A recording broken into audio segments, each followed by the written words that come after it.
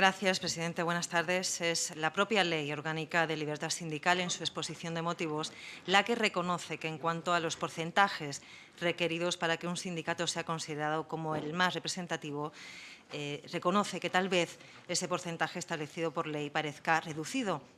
y que la pretensión es abrir la legislación lo más posible al pluralismo sindical. Y lo cierto es que el porcentaje exigido, el 10% a nivel estatal y el 15% a nivel del ámbito autonómico, es muy superior a aquellos requeridos en otros ámbitos para el ejercicio de la representación, entendida esta como vehículo de democratización de las relaciones laborales en los centros de trabajo y fuera de él, tal como expone también la exposición de motivos de la Ley Orgánica de Libertad Sindical. Y así ocurre, por ejemplo, en relación a los porcentajes requeridos para la distribución de escaños. En la mayoría de las comunidades autónomas solo se tienen en cuenta aquellas listas que hubieran obtenido entre el 3 y el 5% de los sufragios válidamente emitidos. De la misma manera, la Ley Orgánica 5/1985, de 19 de junio del régimen electoral general, establece que no se tendrán en cuenta aquellas candidaturas que no hubieran obtenido al menos el 3% de votos válidos emitidos en la circunscripción. Por tanto, resulta del todo irracional que se exija una mayoría más amplia para ostentar la consideración de sindicatos más representativos a nivel estatal que para ostentar la representación parlamentaria, sea autonómica o nacional.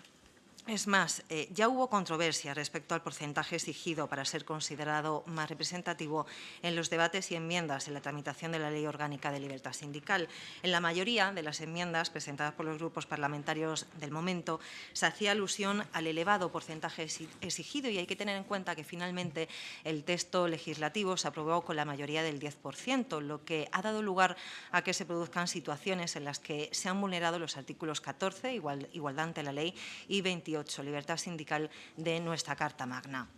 Porque recordemos que el propio legislador, en la exposición de motivos, alude a la preeminencia que ha de tener el artículo 14 de la Constitución española frente a los artículos 6 y 7 de la Ley de Libertad Sindical. Y señala expresamente que el reconocimiento jurídico de la mayor representatividad se hará con el respeto al artículo 14 de la Constitución, la objetividad y la razonabilidad del mínimo de audiencia exigible, y que la pretensión es abrir la legislación lo más posible al pluralismo sindical. Por otra parte, hacer una breve mención a que los ordenamientos jurídicos de nuestro entorno no contemplan un porcentaje mínimo para que un sindicato sea considerado más representativo. Así, por ejemplo, parece manifestarse en el ordenamiento jurídico francés una clara tendencia a buscar representatividad suficiente más que una mayor representatividad, acompañándose esta actitud incluso en alguna ocasión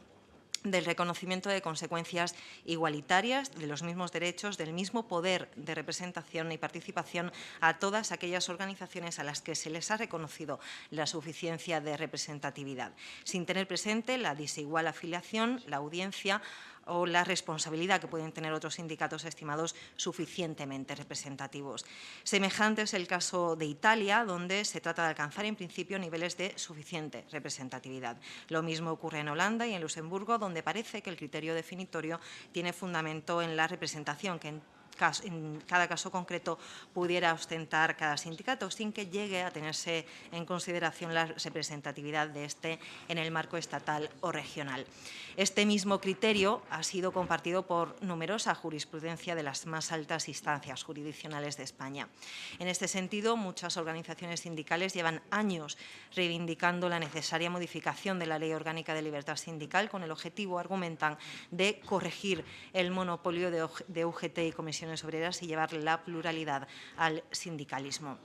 Así, como reclaman también muchos sindicatos, el criterio no ha de ser el de mayor representatividad, sino, como ocurre en países de nuestro entorno, repito, el de suficiente representatividad, valorada esta tanto a nivel territorial como funcional. Y es que lo cierto es que, pese a que UGT y comisiones obreras son considerados los sindicatos más representativos en orden al porcentaje exigido actualmente, son muchos los trabajadores que no están afiliados ni se sienten representados por estos, pero sí por otros sindicatos a los que se ignora a nivel institucional y en el marco del diálogo social. Y no lo digo yo, es así como se pronunció,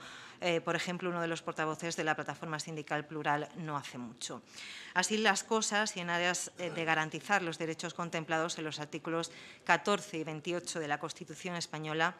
Instamos al Gobierno en esta proposición no de ley a que promueva la reforma de los artículos 6 y 7 de la Ley Orgánica 11/1985 de 2 de agosto de libertad sindical a fin de establecer que la singular posición jurídica que otorga el concepto de sindicato más representativo con base al criterio de audiencia del sindicato medida por los resultados electorales en los órganos de representación unitaria en los centros de trabajo se confiera a los sindicatos que superen el umbral del 5% de los votos electorales, tanto en los ámbitos estatal y autonómico como en el ámbito funcional específico, primando, por tanto, el criterio de suficiente representatividad, como así ocurre en países de nuestro entorno. Muchas gracias.